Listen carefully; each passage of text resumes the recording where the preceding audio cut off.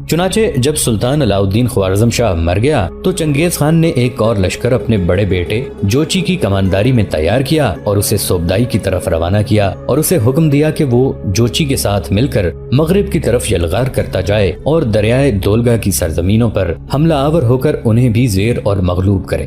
دوسرا کام اسی دوران چنگیز خان کے لیے جو اٹھا وہ ہرات میں بغاوت تھی۔ ہرات میں بہت بری طرح بغاوت ہوئی تھی اور ہرات کی بغاوت کو ختم کرنے کے لیے چنگیز خان نے اپنے بیٹے تولی خان کو مقرر کیا۔ اس نے اپنا سپہ سالار بھی مقرر کر دیا تھا اور اس سے پہلے بھی ہرات کو تولی خان نے ہی فتح کیا تھا، لہٰذا اس بار اٹھنے والی بغاوت کو ختم کرنے کے لیے بھی چنگیز خان نے ایک بہت بڑا لشکر دے کر تولی خان کو ہی روانہ کیا تھا۔ چنانچہ ان دو مہموں کی وجہ سے نظام الدین عارض غزنی، اولون اور برغا خان ایک روز کوہستانی سلسلے کی چٹان میں بیٹھے سلطان جلال الدین کے متعلق گفتگو کر رہے تھے کہ اچانک برغا خان نے گفتگو کا رخ بدلا اور نظام الدین کی طرف دیکھتے ہوئے کہنے لگا، نظام الدین میرے بھائی، اسلام قبول کرنے کے بعد جتنا احترام، جتنی عزت، جتنی محبت اور جتنی اپنائیت ہمیں ملی ہے وہ تو مجھے اپنے قبیلے میں اور اولون کو چنگیز خان کے ہاں بھی نصیب نہیں ہوئی تھی۔ میں سمجھتا ہوں اسلام قبول کرنے کے بعد ہم نئی زندگی کی ابتدا کر چکے ہیں اور یہ زندگی ایسی ہے کہ اس کائنات کے مالک کے غلام رہ کر بسر کرنے میں اس کا لطف کچھ اور ہی ہے۔ برغا خان مزید کچھ کہنا چاہتا تھا کہ بیچ میں نظام الدین بول اٹھا اور کہنے لگا، برغا خان، اسلام وہ دین ہے جو خدا کی حاکمیت کی بنیاد پر ایک پورا ضابطہ زندگی پیش کرتا ہے اور انسان سے مطالبہ کرتا ہے کہ وہ اسے قبول کرے اور اس کی پیروی کرے۔ خدا کے قانون کے آگے جھکنے اور اس کی اطاعت کرنے کا نام ہی اسلام ہے، اور ہماری مقدس کتاب کے مطابق جو اسلام کے خلاف کوئی اور دین تلاش کرے گا اس سے وہ دین ہرگز قبول نہیں کیا جائے گا۔ برغا خان، دائرہ اسلام میں داخل ہونے کے بعد تم نے خود محسوس کیا ہوگا کہ دین اسلام کی تعلیمات نہایت سادہ مگر جامع ہیں۔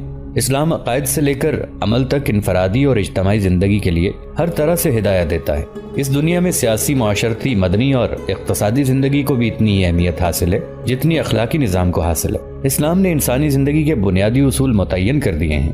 ان اصولوں کی روشنی میں ہر زمانے اور ہر حالت کے تحت قوانین بنائے جا سکتے ہیں۔ اسلام کا نقطہ نظر یہ ہے کہ یہ ساری کائنات کوئی اتفاقی حادثہ نہیں بلکہ ایک ایسی سلطنت ہے جسے اللہ نے بنایا ہے، وہ اس کا مالک ہے، وہی اس کا حاکم ہے، اس کے سوا یہاں کسی کا حکم نہیں چلتا۔ تبھی تو دنیا اللہ کے ان لگے بندھے اصولوں کے تحت چل رہی ہے جسے سائنس نے دریافت کرنا شروع کیا ہے۔ مگر اخلاقی دنیا میں اللہ نے انسان کو اپنا نائب بنایا، اسے علم اور ہدایت دی، تمام قوتیں اس کے مطیع کر دیں، مگر شیطانی اور بدی کی قوت اس کے آگے نہ جھکی۔ اب نائب ہونے کی حیثیت سے انسان کا فرض ہے کہ وہ صرف اللہ کا ماتحت بن کر رہے، اللہ کی دی ہوئی اشیاء کو اس کے حکم اور اس کی مرضی کے مطابق استعمال میں لائے، اس کا عمل اللہ کے دیے ہوئے قانون کے مطابق ہو، اور اس امر کا تقاضا یہ ہے کہ دنیا میں رہنے کے دوران انسان نے جو غلطیاں کی ہوں، اللہ کی دی ہوئی اشیاء کو امانت نہ سمجھا ہو، ان میں جو خیانت کی ہو اور جو بدی کی قوت کے آگے جتنا سر جھکائے ہو اسے اس کی سزا ملے، اور فرض کی ادائیگی جتنے آسن طریقے سے کی ہو اس کا انعام ملے۔ برغا خان، اگر ہم مذاہب عالم کا مطالعہ کریں تو ان میں سے کوئی بھی اپنی موجودہ شکل میں انسانی زندگی کو اس کے تمام پہلوؤں پر محیط نہیں کرتا۔ ان میں سے اکثر مابعدت طبیعیات پر زور دیتے ہیں یا پھر انفرادی زندگی کو اجتماعی زندگی سے الگ کر دیتے۔ یہ صرف دین اسلام کی برکت ہے کہ اس نے واضح طور پر ایک مکمل ضابطہ حیات پیش کیا ہے۔ اس ضابطہ حیات کی روشنی میں انسان کی سب سے بڑی خصوصیت یہ ہے کہ یہ ایک مکمل الہامی دین ہے، جبکہ دیگر مذاہب عالم کی الہامی تعلیمات مسخ شدہ ہیں اور ان میں سے کوئی ایک اپنی صحیح صورت میں موجود نہیں۔ اسلام کی دوسری سب سے بڑی خصوصیت اس کا منظم ضابطہ حیات ہے۔ انسانی زندگی کا کوئی پہلو اس کی ہدایت سے محروم نہیں رہا، کیونکہ اسلام ان معنوں میں نہیں کہ صرف عبادات پر زور دیا جائے اور یہ انسان کا ذاتی معاملہ ہو کر رہ جائے۔ تیسری بڑی خصوصیت یہ ہے کہ اس میں ایمان اپنی کامل صورت میں موجود ہے۔ یہ ایمان خدا پر، اس کے رسولوں پر، اس کے فرشتوں پر، اس کی بھیجی ہوئی کتابوں پر اور حیات بعد موت پر ہے۔ اس دین کی خصوصیت یہ بھی ہے کہ اس نے دین اور دنیا کی مصنوعی علیحدگی کو ختم کر دیا اور ترک دنیا کر کے تلاش خداوند کو رد کر دیا۔ اسی لیے ہمارے محترم رسول صلی اللہ علیہ وآلہ وسلم نے فرمایا کہ اسلام میں ترک دنیا کا کوئی مقام نہیں ہے، جبکہ دنیا سے اپنا حصہ لینا نظر انداز نہ کرو۔ ایک اور خصوصیت جس سے اسلام کی امتیازی شان ابھر کر سامنے آتی ہے یہ ہے کہ اس نے انفرادیت اور اجتماعیت کے درمیان بڑا توازن قائم کر رکھا ہے۔ یہ ہر انسان کو فرداً ذمہ دار ٹھہرا کر خدا کے سامنے جواب دہ بناتا ہے اور اسے دنیا میں گم ہونے سے روکتا ہے۔ اسلام فرد میں اجتماعی ذمہ داری کا احساس پیدا کرتا ہے، مسلمانوں کو ایک قوم قرار دیتا ہے اور انہیں حکم دیتا ہے کہ وہ معاشرے کی بھلائی کے لیے کام کریں۔ مالدار لوگ فقراء اور مساکین کو کھانا کھلائیں اور وقت پڑنے پر اسلامی ریاست کے تحفظ کے لیے جان کی قربانی پیش کر دیں۔ یہی تو وہ توازن ہے جسے ہمارے محترم پیغمبر صلی اللہ علیہ وآلہ وسلم نے عین اسلام کہا ہے۔ اسی بنا پر ہمارے حضور صلی اللہ علیہ وآلہ وسلم نے فرمایا کہ میں سوتا بھی ہوں اور نماز بھی پڑھتا ہوں، روزہ بھی رکھتا ہوں اور افطار بھی کرتا ہوں، آئلی زندگی بھی گزارتا ہوں۔ بس اللہ سے ڈرو، تمہارے نفس کا تم پر حق ہے، تمہاری آنکھوں کا تم پر حق ہے، تمہارے اہل و عیال کا تم پر حق ہے، تمہارے مہمان کا تم پر حق ہے۔ ہر حق اس کے حقدار کو ادا کرو، روزہ بھی رکھو، افطار بھی کرو، نماز بھی پڑھو، سویا بھی کرو۔ اسلام نے اعمال کی اساس ایمان کو قرار دیا ہے۔ اگرچہ اس امر میں اختلاف ہے کہ کیا ایمان ہی اسلام ہے یا یہ اسلام کا جزو ہے، تب یہ امر یقینی ہے کہ عقیدہ بغیر ایمان اور یقین کے عمل کے لیے محرک نہیں بن سکتا۔ اسلام میں عقائد کو صریح الفاظ میں 5 اصولوں پر مبنی رکھا گیا ہے: خدا پر ایمان، فرشتوں پر ایمان، اللہ کے رسولوں پر ایمان، خدا کی کتابوں پر ایمان اور اعمال کی جزا اور سزا پر ایمان۔ ان حقائق کا اقرار زبان سے کرنا اور یقین دل سے کرنا ضروری ہے۔ انسان سے اسلام کا پہلا مطالبہ یہ ہے کہ وہ ایمان لائے، پھر ارکان اسلام پر عمل کرے جو تعداد میں 5 ہیں، یعنی اللہ کی توحید، حضور صلی اللہ علیہ وآلہ وسلم کی رسالت کا اقرار اور تصدیق کرے، اللہ کے سوا کسی کو معبود نہ سمجھے، اس کی عبادت نماز کی صورت میں ادا کرے، نفس کشی کے لیے رمضان کے روزے رکھے، مال کی محبت دور کرے اور غریبوں اور مساکین کی مدد کرے، انہیں زکوٰۃ دے اور من حیث القوم واحد بیت اللہ کا حج بھی ادا کرے۔ یہاں تک کہنے کے بعد دم لینے کے لیے جب نظام الدین رکا، تب حسین اور خوبصورت اولون بڑی محبت اور بڑے فخریہ انداز میں نظام الدین کی طرف دیکھتے ہوئے کہنے لگی، میں تو سمجھتی تھی کہ آپ ایک عمدہ بے مثل اور لاجواب سالار ہی ہیں، اب مجھے پتا چلا کہ آپ ایک بے حد اچھے مبلغ بھی ہیں۔ اولون کے ان الفاظ پر نظام الدین ہی نہیں، عارض زوزنی اور برغا خان بھی قہقہ لگا کر ہنس پڑے تھے۔ پھر اولون کے ان الفاظ کے جواب میں نظام الدین مزید کچھ کہنا چاہتا تھا کہ 3 اشخاص ان کی طرف آتے دکھائی دیے۔ انہیں دیکھ کر نظام الدین چونکا کہ وہ 2 ہی تھے جو مرنے والے سلطان خوارزم شاہ نے اس کے لیے جاسوس اور ہرکاروں کے طور پر مقرر کیے تھے۔ جب قریب آ کر انہوں نے سلام کیا تو سب نے ان کے سلام کا جواب دیا۔ پھر ہاتھ کے اشارے سے نظام الدین نے انہیں اپنے قریب بیٹھنے کے لیے کہا۔ جب وہ بیٹھ گئے تب نظام الدین نے انہیں مخاطب کیا، میرے عزیز بھائیوں، کہاں سے اور کس سمت سے آئے ہو؟ نظام الدین کے استفسار پر ان میں سے ایک بولا اور کہنے لگا، امیر، ہم آپ کے لیے کچھ انتہائی اہم خبریں لے کر آئے ہیں۔ پہلی خبر یہ ہے کہ چنگیز خان نے ایک لشکر سلطان کی راہ روکنے کے لیے بھیجا ہے، اس لیے کہ سلطان خوارزم سے روانہ ہوئے تھے، لیکن سلطان نے منگولوں کے اس لشکر کو شکست دی اور نشاپور کا رخ کیا۔ نشاپور کے لوگوں کی بدقسمتی کے سلطان کے ہمت دلانے کے باوجود انہوں نے سلطان کا ساتھ نہیں دیا۔ اب کسی کو ابھی تک یہ معلوم نہیں کہ نشاپور سے نکل کر سلطان نے کس سمت کا رخ کیا ہے۔ دوسری خبر یہ ہے کہ چنگیز خان نے ایک اور خاصا بڑا لشکر آپ پر حملہ آور ہونے کے لیے روانہ کیا ہے۔ وہ لشکر اب یہاں سے زیادہ 10 میل کے فاصلے پر ہوگا۔ تیسری خبر یہ ہے کہ ہرات شہر کے اندر بغاوت اٹھ کھڑی ہوئی ہے اور چنگیز خان نے اپنے بیٹے تولی خان کو ایک بہت بڑا لشکر دے کر ہرات کی طرف روانہ کیا ہے۔ اور چوتھی خبر یہ ہے کہ چنگیز خان نے ایک اور بہت بڑا لشکر اپنے بیٹے جوچی اور سالار صوبدائی کی کمانداری میں دریا دولگا کی طرف کے علاقوں پر حملہ آور ہونے کے لیے بھی بھیجا ہے۔ یہ الفاظ سن کر نظام الدین فوراً اٹھ کھڑا ہوا اور اس کی طرف دیکھتے ہوئے برغا خان، اولون اور عارض زوزنی بھی اٹھ کھڑے ہوئے۔ پھر آنے والے مخبروں کو مخاطب کرتے ہوئے نظام الدین کہنے لگا، سلطان کا ہم بعد میں پتہ کریں گے کہ وہ کہاں ہے، کس سمت کون سے رخ گیا ہے۔ چنگیز خان کے بیٹے جوچی اور صوبدائی کی مہم سے بھی ہمیں کوئی غرض نہیں۔ رہی بات تولی کی تو اللہ کرے ہرات شہر میں پہلے جیسا قتل عام نہ ہو۔ فی الحال ہم نے چوتھی خبر کی طرف دھیان دینا ہے۔ چنگیز خان نے منگولوں کا جو لشکر ہم پر حملہ آور ہونے کے لیے بھیجا ہے، سب سے پہلے ہم نے اس کا بندوبست کرنا ہے۔ تینوں مخبر بھی اپنی جگہ پر سے اٹھ کھڑے ہوئے تھے۔ چنانچہ نظام الدین انہیں مخاطب کر کے کہنے لگا، پہلے تم پڑاؤ کے اندر جاؤ، تمہارے کھانے کا اہتمام کر دیا جائے گا۔ پہلے کھانا کھاؤ اور اس کے بعد ہم اپنی اسی آماجگاہ سے باہر نکلیں گے۔ اس کے ساتھ ہی وہ مخبر وہاں سے ہٹ گئے تھے۔ ان کے جانے کے بعد نظام الدین نے کچھ دیر خاموش رہ کر سوچا، شاید وہ کوئی منصوبہ بندی تیار کر رہا تھا۔ پھر باری باری اس نے عارض زوزنی اور برغا خان کی طرف دیکھا اور کہنے لگا، عارض زوزنی اور برغا خان، میرے دونوں بھائیوں، ہمارے مخبروں کے مطابق منگولوں کا لشکر یہاں سے 10 میل کے فاصلے پر ہے۔ اس سے ہم نے کسی طریقے سے نمٹنا ہے۔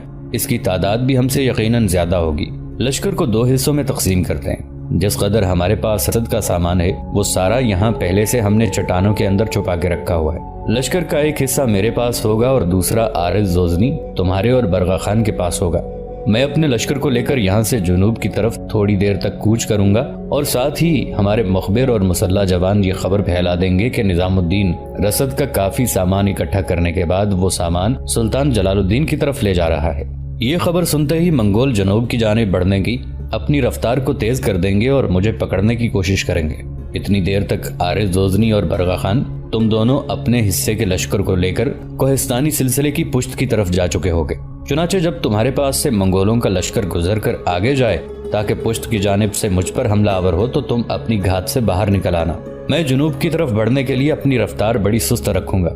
چنانچہ جب منگول میرے قریب آئیں گے تو ایک دم پلٹ کر ان پر حملہ آور ہوں گا۔ اتنی دیر تک تم بھی ان کی پشت پر پہنچ جانا اور پشت کی طرف سے ان پر حملہ آور ہو جانا۔ پھر خداوند قدوس کو منظور ہوا تو منگولوں کے لشکر کی حالت ہم وہی کریں گے جو اس سے پہلے ہم کئی بار ان کے لشکروں کی کر چکے ہیں۔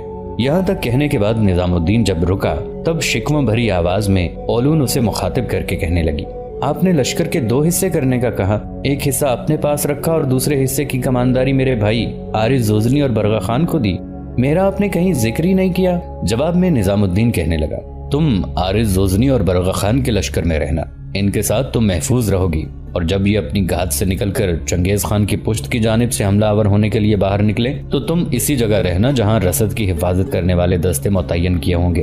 نظام الدین کے الفاظ کے جواب میں گھورنے کے انداز میں پہلے اولون نے اس کی طرف دیکھا، پھر کہنے لگی، آپ ایک حصے کی کمانداری عارض زوزنی اور برغا خان دونوں کو دے رہے ہیں اور دوسرے حصے میں آپ اکیلے رہ رہے ہیں۔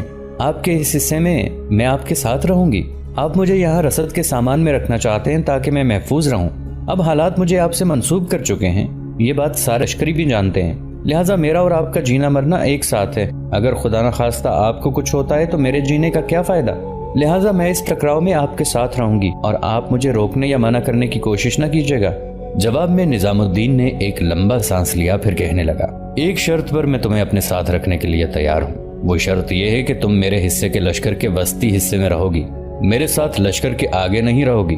اولون نے اس بات کو مسکراتے ہوئے قبول کر لیا۔ پھر سب وہاں سے ہٹے اور لشکر کی تقسیم کو آخری شکل دینے لگے۔ کچھ دیر انہوں نے انتظار کیا تاکہ منگولوں کا لشکر قریب آ جائے۔ اس کے بعد عارض زوزنی اور برغا خان لشکر کے ایک حصے کو لے کر گھات میں چلے گئے، جبکہ نظام الدین لشکر کے دوسرے حصے کو لے کر بڑی کم رفتار سے جنوب کی طرف بڑھنے لگا۔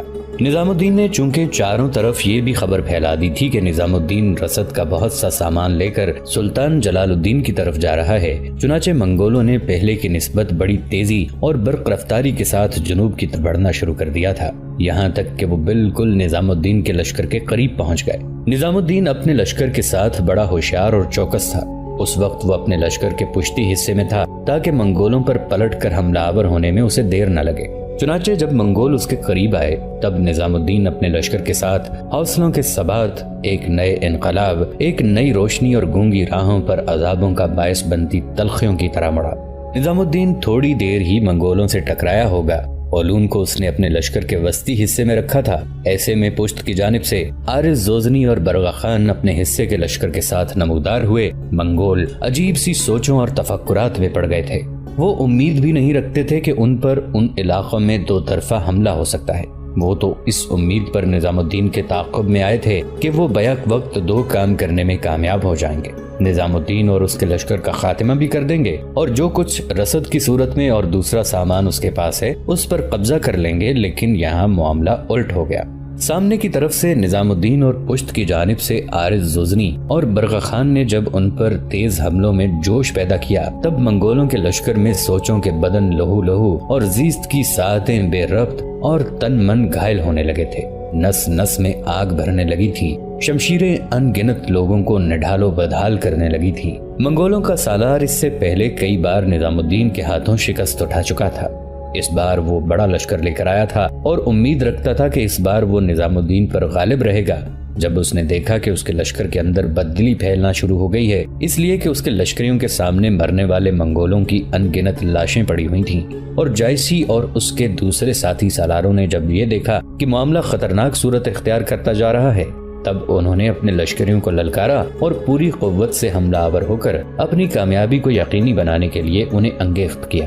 اس کے نتیجے میں منگول وحشی نعرے بلند کرتے ہوئے ایک دم سلگتی خزاں میں سرگرداں بھبوکا سی چنگاریوں اور مستی پر آئی لہروں اور سیال آتش کی طرح حملہ آور ہو گئے تھے۔ جوابی کارروائی کرتے ہوئے نظام الدین نے بھی زوردار انداز میں تکبیریں بلند کی، اور جب اس نے تکبیریں بلند کی تو اس کے لشکر میں اس انداز میں تکبیریں بلند ہوئیں کہ میدان اور کوہستانی سلسلے گونج اٹھے تھے۔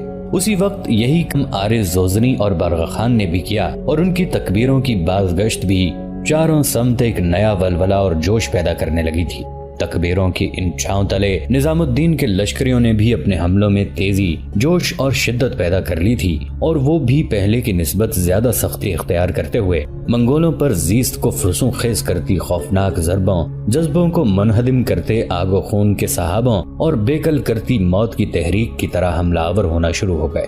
آخر کار حسب سابق جائسی کو بدترین شکست کا سامنا کرنا پڑا۔ وہ کسی نہ کسی طرح اپنے لشکر کو بچا کر بھاگ کھڑا ہوا تھا، اور جو کچھ سامان ان کے پاس تھا وہ بھی چھوڑ کر بھاگ گئے۔ جس وقت جائسی شکست اٹھا کر بھاگا، اس کے پیچھے پیچھے اس کے لشکری بھی اپنی جانیں بچانے کے لیے مشرق کی طرف بھاگ گئے۔ تب اپنے گھوڑے کو سر پٹ دوڑاتی ہوئی اولون اس جگہ آئی جہاں نظام الدین دور تک دشمن کا تعاقب کرنے کے بعد پلٹا تھا۔ اولون اس کے سامنے آئی، کچھ دیر عجیب انداز میں اس کی طرف دیکھتی رہی، پھر انتہائی محبت اور چاہت میں اسے مخاطب کر کے کہنے لگی، آپ ٹھیک تو ہیں؟ آپ کو کہیں زخم تو نہیں آیا؟ اولون نے یہ اس لیے پوچھا تھا کہ نظام الدین کے کپڑے بری طرح خون آلود ہو رہے تھے۔ جواب میں نظام الدین مسکرایا اور نفی میں گردن ہلاتے ہوئے کہنے لگا، مطمئن رہو، میں بالکل ٹھیک ہوں۔ اتنی دیر میں ایک طرف سے عارض زوزنی اور برغا خان بھی اپنے گھوڑوں کو دوڑاتے ہوئے وہاں آ گئے۔ سب سے پہلے زخمی ہونے والوں کی دیکھ بھال کی گئی۔ اس کے بعد نظام الدین عارض زوزنی کی طرف دیکھتے ہوئے کہنے لگا، عارض زوزنی میرے بھائی، اپنے کچھ آدمی روانہ کرو، وہ یہ جاننے کی کوشش کریں کہ سلطان جلال الدین اس وقت اپنے لشکر کے ساتھ کہاں گیا ہے، تاکہ جس قدر رسد کا سامان ہمارے پاس جمع ہو چکا ہے اس کو لے کر ہم سلطان سے جا ملیں۔ عارض زوزنی اور برغا خان نے اس سے اتفاق کیا تھا۔ اس کے بعد وہ اپنے زخمی ہونے والے سارے ساتھیوں کی دیکھ بھال کرنے کے بعد اپنے لشکر کو لے کر اسی کوہستانی سلسلے کی طرف چلے گئے تھے جہاں انہوں نے قیام کر رکھا تھا۔ دراصل یہ لہستان کا ایک ایسا کوہستانی سلسلہ تھا جہاں ایک درہ تھا جس میں سے کوہستانی سلسلے میں داخل ہو کر اس کی چوٹی پر چڑھا جا سکتا تھا۔ اس درے کے علاوہ اس بلند و بالا کوہستانی سلسلے پر چڑھنے کا اور کوئی راستہ نہیں تھا۔ جہاں نظام الدین نے اپنے لشکر کے ساتھ قیام کر رکھا تھا اس کی پشت پر اس سے بھی بلند کوہستانی سلسلے تھے، لہذا پشت کی طرف سے بھی کوئی حملہ آور نہیں ہو سکتا تھا۔ جس نے بھی آنا تھا سامنے کی طرف سے اس کوہستانی سلسلے کے ساتھ ساتھ آنا تھا، لہذا وہ مقام نظام الدین کے لیے بے حد محفوظ تھا۔ چنانچہ منگولوں کا سارا سامان وہیں منتقل کر دیا گیا۔ اس بار منگولوں کے سامان سے نظام الدین کے ہاتھ بہت سے خیمے بھی لگے تھے۔ نظام الدین کے پاس پہلے بھی کچھ خیمے تھے، لیکن چونکہ وہ خیمے لشکر میں پورے نہیں ہو سکتے تھے، لہذا نہ لشکری خیمے نصب کرتے اور نہ ہی نظام الدین عارض زوزنی اور برغا خان خیمے استعمال کرتے تھے، تاکہ کسی کو یہ اعتراض نہ ہو کہ سالار تو خیموں میں رہتے ہیں اور لشکریوں کو کھلے آسمان تلے رکھا جاتا ہے۔ لیکن اب جب ان کے پاس کافی خیمے ہو گئے تب 5-6 لشکریوں کو ایک ایک خیمہ مہیا کر دیا گیا۔ اس طرح سلطان کے محل وقوع کے مل جانے تک نظام الدین نے اپنے لشکر کے ساتھ وہیں قیام کرنے کا فیصلہ کر لیا تھا۔ دوسری طرف چنگیز خان نے اپنے چھوٹے بیٹے تولی خان کو ہرات شہر کی بغاوت فرو کرنے کے لیے بھیجنے کے ساتھ ساتھ ایک اور لشکر بھی مقرر کیا جس کی تعداد کافی زیادہ تھی، اور اس کے ذمے یہ کام لگایا کہ سلطان جلال الدین اور نظام الدین کو کسی بھی صورت ایک دوسرے سے ملنے نہ دیا جائے۔ جہاں تک تولی خان کا تعلق ہے تو وہ ایک جرار لشکر لے کر ہرات شہر کی طرف بڑھا۔ تولی خان ظلم کرنے اور وعدہ خلافی کرنے میں اپنے باپ چنگیز خان سے بھی آگے نکلا۔ مورخین لکھتے ہیں کہ ایک خراسانی شہزادہ اپنے حالات زندگی میں لکھتا ہے، میں اس زمانے میں اپنے قلعے میں رہا کرتا تھا جو ایک اونچے سنگلاخ کوہستانی سلسلے پر واقع تھا۔ یہ خراسان کے بڑے قلعوں میں شمار ہوتا تھا۔ یہ قلعہ میرے آباء و اجداد کے تصرف میں تھا، جبکہ اس علاقے کے لوگ مشرف با اسلام ہوئے تھے۔ چونکہ یہ قلعہ صوبہ کے مستقر کے قریب تھا، اس لیے یہ ان کے مفرور قیدیوں اور منگولوں کے ہاتھوں اسیری یا موت سے پناہ گزین باشندوں کے لیے پناہ گاہ کا کام دیتا تھا۔ مورخین مزید لکھتے ہیں کہ کچھ عرصہ بعد منگول اس قلعے کے سامنے نمودار ہوئے۔